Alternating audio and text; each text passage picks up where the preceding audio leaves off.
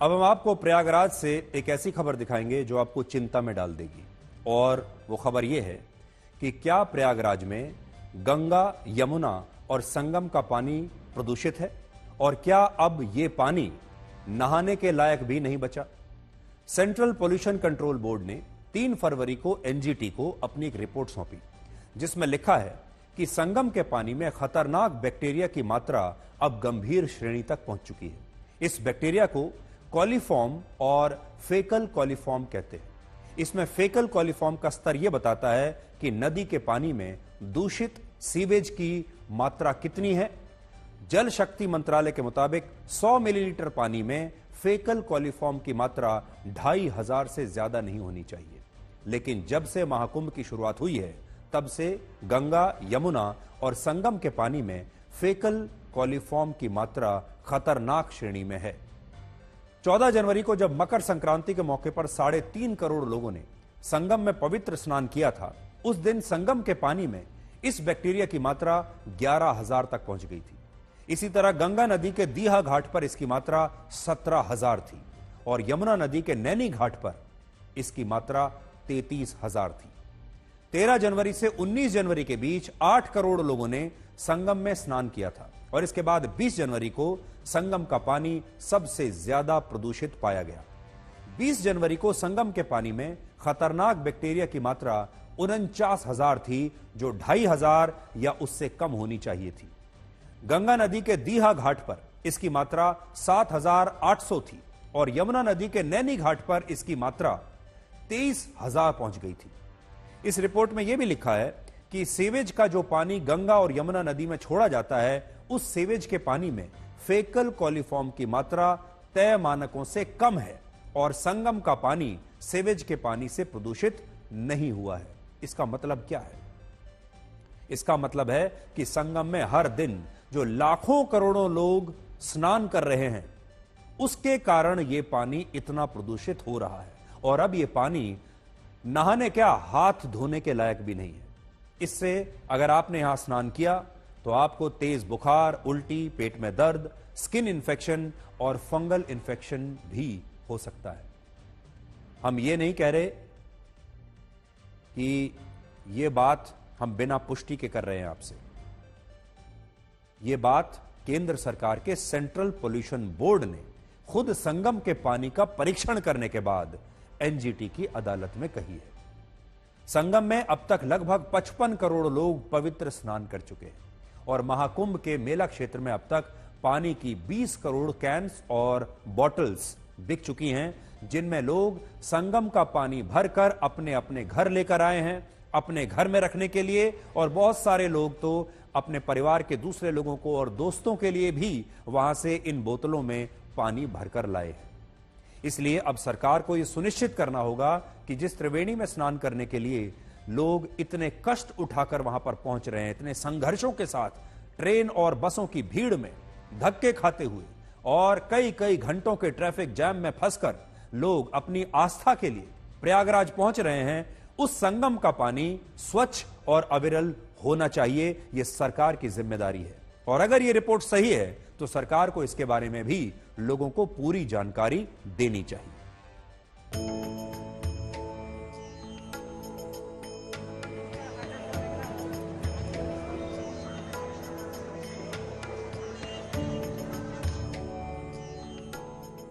एक तरफ संगम में रोजाना करोड़ श्रद्धालु स्नान कर रहे हैं, तो वहीं दूसरी तरफ केंद्रीय प्रदूषण नियंत्रण बोर्ड की रिपोर्ट कहती है कि संगम का पानी नहाने लायक नहीं बचा है। सीपीसीबी ने एनजीटी को दी अपनी रिपोर्ट में साफ तौर पर कहा है कि प्रयागराज के संगम के तमाम जगहों पर जो नमूने लिए गए वो इस बात की पुष्टि करते हैं कि यहाँ का पानी नहाने लायक नहीं है और सबसे ज्यादा अमृत स्नान के मौके पर जब श्रद्धालुओं की संख्या बढ़ी तो ये पानी ज्यादा प्रदूषित हो गया। नेशनल ग्रीन ट्रिब्यूनल की 3 सदस्यीय बेंच इस गंगा और यमुना में सीवेज प्रदूषण को लेकर सुनवाई कर रही थी, जिसमें सीपीसीबी ने अपनी ये रिपोर्ट एनजीटी को सौंप दी है। आप पानी में फ्लो आप जा करके देखिए, कोई आप वहां पर स्नान करिए तो आप जो है देखेंगे कि आपका पैर एक बार उठा करके करेंगे तो दोबारा रखेंगे तो वहां पर पैर नहीं पड़ सकता, इतना मैंने फोर्स है पानी के अंदर, इतनी शुद्धता है। तो ये सब चीजें, ये सब बातें इसलिए लोग फैला रहे हैं कि वहाँ बहुत ही पानी निर्मल है। लोग वहां से लेके आप घरों को लेके जा रहे हैं संगम के जल को। आप देखिए वहाँ करोड़ों तो वो बिक गया होगा जो लोग जिसमें लेकर के जा रहे हैं शीशी, और उसमें तो ऐसा ये कहना गलत है। भीड़ है लेकिन उसका अपना आनंद अलग है। उस भीड़ के बीच से ही आनंद लेने की आवश्यकता है। थोड़ा पैदल चलना पड़ सकता है लेकिन चलना चाहिए, यही जीवन है और देखना चाहिए जीवन की मस्ती।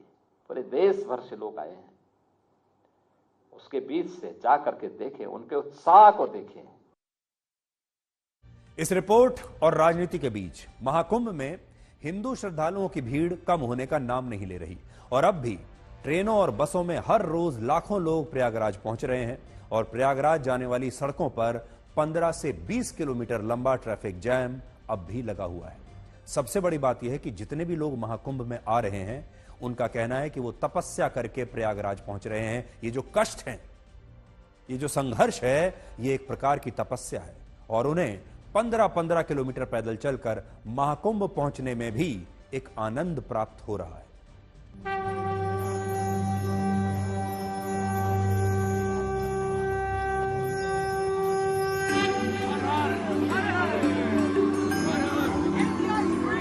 प्रयागराज में महाकुंभ में अब आखिरी 8 दिन शेष हैं, लेकिन उससे पहले हर कोई संगम में पवित्र डुबकी लगा लेना चाहता है।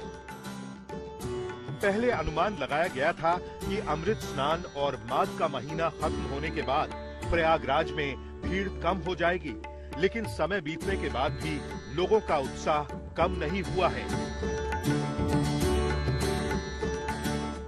अब तक करीब 55 करोड़ लोग महाकुंभ में स्नान कर चुके हैं और आस्था का ये सैलाब लगातार संगम तक पहुंच रहा है।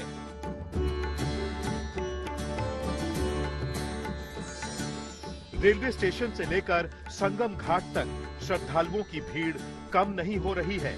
श्रद्धालु ट्रेन से, बस से, कारों से महाकुंभ में डुबकी लगाने लगातार पहुंच रहे हैं।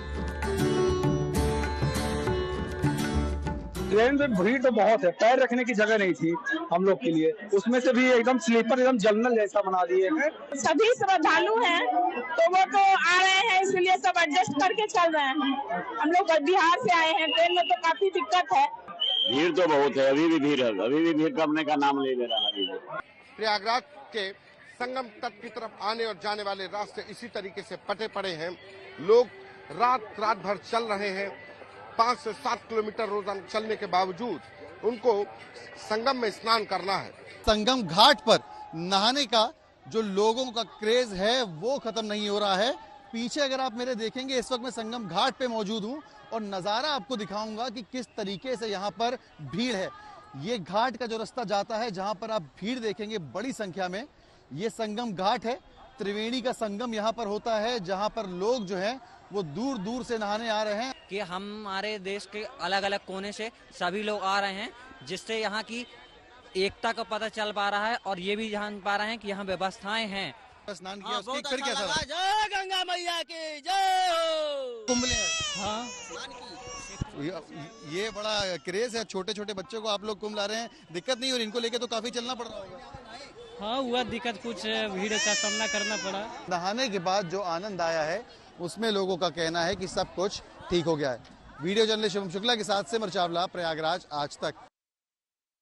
महाकुंभ को लेकर कितनी राजनीति हो रही है, महाकुंभ को लेकर लोग कितना संघर्ष कर रहे हैं और महाकुंभ में संगम के पानी को लेकर जो नई खतरनाक चिंताजनक रिपोर्ट आई है, ये सब आपने देख लिया।